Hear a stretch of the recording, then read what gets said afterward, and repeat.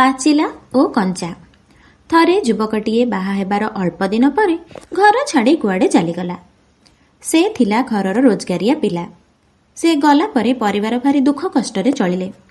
ତାକୁ ଜାଣିଥିବା ଲୋକେ କହିଲେ କିଛି ଦିନ ହେବ ସେ ଅନ୍ୟମନସ୍କ ରହୁଥିଲା, ଭାବନାରେ ବୁଡ଼ି ରହୁଥିଲା, ତେଣୁ ଘର ଛାଡ଼ିଦେଲା।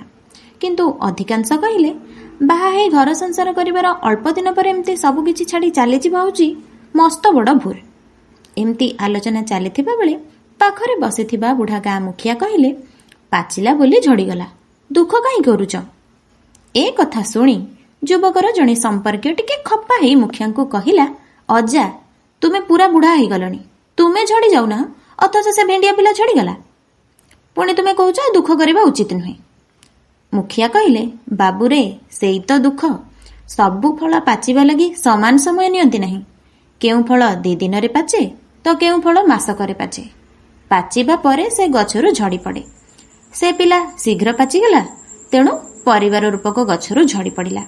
କିନ୍ତୁ ଆମ ଭଳି ଲୋକ ଜୀବନ ଯାକ ପାଚନ୍ତିନି, ମଲା ପର୍ଯ୍ୟନ୍ତ କଞ୍ଚା ରହନ୍ତି।